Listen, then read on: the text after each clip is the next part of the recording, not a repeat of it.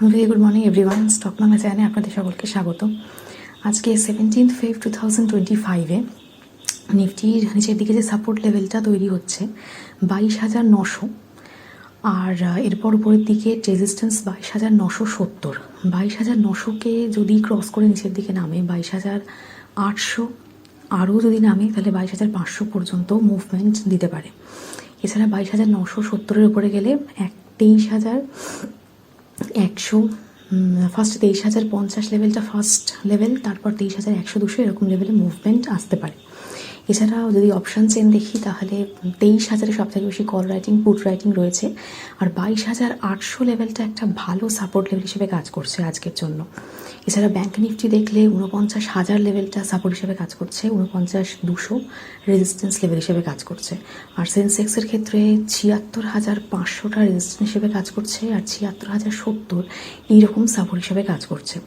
এছাড়া আগের দিন আমরা দেখলাম যে মোদিজি আর ট্রাম্পের যখন মিটিং হলো খুব একটা পজিটিভ কিছু হয়নি, তার কারণ মার্কেট রিয়াকশান 22,800-ও ক্রস করে নিচের দিকে নেমে গেছিলো মার্কেট ওই দিনকে। তো বোঝাই যাচ্ছে সেই রকমভাবে রেসিপ্রোকাল ট্যারিফ নিয়ে যে কিছু ভালো জিনিস হবে সেই রকম কিছু হয়নি।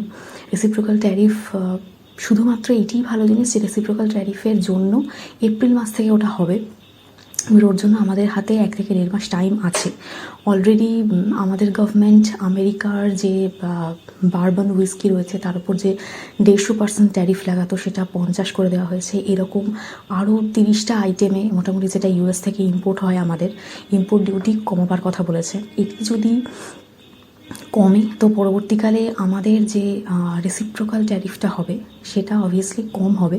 তার কারণ যদি এখন আমরা যেভাবে ইম্পোর্ট ডিউটি ইউএসের প্রোডাক্টের ওপর চাপাচ্ছি, কারণ ট্রাম্পও সেটা উল্লেখ করেছে যে হার্লে ডেভিডসন অটোর ওপর এতটাই ইম্পোর্ট ডিউটি আমাদের ছিল যে ওর সেলই ইন্ডিয়াতে হচ্ছিল না, ফলে ওদেরকে এখানে এসে আর কি প্রোডাকশান করতে হয়েছে। তো এইরকমভাবে 9%, 9.5% এরকম করে আমরা ইউএস বিভিন্ন জিনিসের ওপর ট্যারিফ চাপাচ্ছি, কিন্তু অন্যদিকে ইউএসএ কিন্তু আমাদের ওপর অতখানি ট্যারিফ চাপায় না, 3% থাকে মোটামুটি, তো অনেকটাই কম থাকে। তো আমরাও যদি কোনোভাবে গভর্নমেন্ট এই জিনিসটাকে কমিয়ে একদম নিচে লেভেলে আসতে পারে তাহলে ইউএস থেকে যে রেসিপ্রোকাল ট্যারিফটা আসবে সেটা অনেকটা কম আসবে। আর সেটা যদি না হয় তাহলে আমাদের মোটামুটি ফার্মা সেক্টর আমরা যদি দেখি সেটা সব থেকে বেশি এফেক্টেড হবে। মোটামুটি এখন সিস্টেমিক গ্রুপ জানিয়েছে যে ফার্মা সেক্টরের নেক্সট যদি আমরা গ্রোথ দেখি খুব একটা বেশি গ্রোথ দেখতে পারবো না, কারণ ইউএসের এই ট্যারিফের জন্য দুটো দেশেই আর কি ফার্মা সেক্টর খুব একটা ভালোভাবে গ্রোথ দেখতে পাবো না। মোটামুটি 8-11% গ্রোথ দেখতে পাবো FY27 এইরকম ফাইন্যান্সিয়াল ইয়ারে। তো ফার্মা সেক্টর এফেক্টেড হবে। এছাড়াও আমাদের ইন্ডিয়ান মার্কেট যদি আমরা দেখি, আরেকটি নিউজ হচ্ছে আমাদের যে জিএসটি কাউন্সিল মিটিং হবে নেক্সট, শোনা যাচ্ছে সোর্সের থেকে খবর যে মোটামুটি 12%-এর যে স্ল্যাবটা রয়েছে সেটাকে রিমুভ করার চেষ্টা হচ্ছে। এরপরে কেন 12%ই করা হবে, তার কারণ 275টা আইটেম এই স্ল্যাবের আন্ডারে রয়েছে, তো সেটা ওটাকে রিমুভ করে দিলে 275টা আইটেম মোটামুটি হয় 5%, কিছু কিছু প্রোডাক্ট যাবে 5% স্ল্যাবের আন্ডারে, আর কিছু কিছু যাচ্ছে 18% স্ল্যাবের আন্ডারে।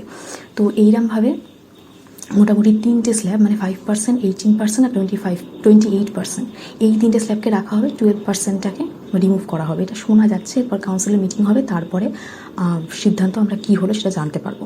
এরপর নেক্সট যে 19 ফেব্রুয়ারি রয়েছে সেখানে আমাদের ফেডের মাইনিউটস রয়েছে, সেটার দিকে নজর রাখতে হবে। আর 21শে ফেব্রুয়ারি আমাদের আরবিআইয়ের মাইনিউটস রয়েছে, সেদিকে কীরকম কী গভর্নমেন্ট আরও বলে যে এমপিসি মিটিংয়ে কী হচ্ছে না হচ্ছে, পরবর্তীকালে কী হবে না হবে সেদিকে নজর রাখতে হবে।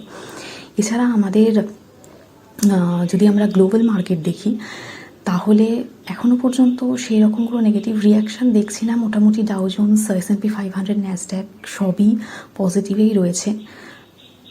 তো আমি ইন্ডিয়ান মার্কেটে সেই জন্য বলছি না, তবে ইন্ডিয়ান মার্কেট আশা তো করছি না আজকে যে 22,800-র নিচে মানে 22,500 লেভেলটাকেও ক্রস করে দিয়ে নিচে নামবে।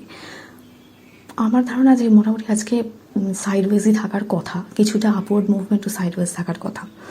এছাড়া আমাদের ইন্ডিয়ান মার্কেটে যদি আমরা স্মল ক্যাপ মিড ক্যাপ দেখি 20%, 30% মানে ভীষণই পড়েছে।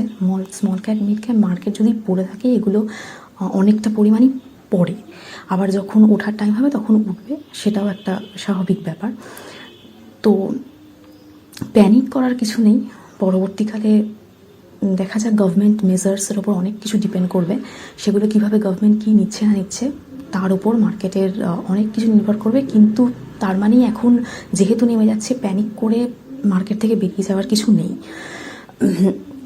এছাড়া আমাদের আগের দিন আমরা যে নিউজটা পেলাম, বিএসএনএল আমাদের 17 বছর পর 262 কোটি টাকার একটা প্রফিট রয়েছে। কারণ আমরা দেখতে পেয়েছিলাম যে জিও, এয়ারটেল এরা নিজেদের ট্যারিফকে খুব বাড়িয়েছিল বলে ইউজার্স এদের কমে গেছিলো, তারা সবাই বিএসএনএলে শিফট করছিল। তো ওদের কাস্টমার বেস মোটামুটি 9 কোটি হয়ে গেছে। এরপর পরের দিকে 4G নিয়েও ওরা অনেক কিছু করেছে, মানে টাওয়ার তো বসিয়ে 1 লাখ টাওয়ার বসাবার প্ল্যান ছিল, তার মধ্যে 70,000ই ইনস্টল করা হয়ে গেছে, 60,000 এখনও ওদের অ্যাকশানে আছে। তো এর পরবর্তীকালে 5G বুস্ট করার চেষ্টা চলছে। তো এই ব্যাপারগুলো বিএসএনএলের জন্য পজিটিভ। এছাড়া দীপক নাইট্রাইট যে কোম্পানি, তাকে আমরা আগের বার হচ্ছে শুক্রবার 10% লোয়ার সার্কিট রাখতে দেখলাম। কোয়ার্টার 3 রেজাল্ট খুবই বাজে এসেছিলো সেই জন্য। এছাড়া আমাদের আর সেরকম ইন্ডিয়ান মার্কেটে এখনও পর্যন্ত খুব বড় যে নেগেটিভ নিউজ সেটা কিছু নয়। যা রয়েছে এফআইআই সেলিং রয়েছে 4264 ক্রোর এফআইআই সেলিং আগের দিন শুক্রবার দেখেছি।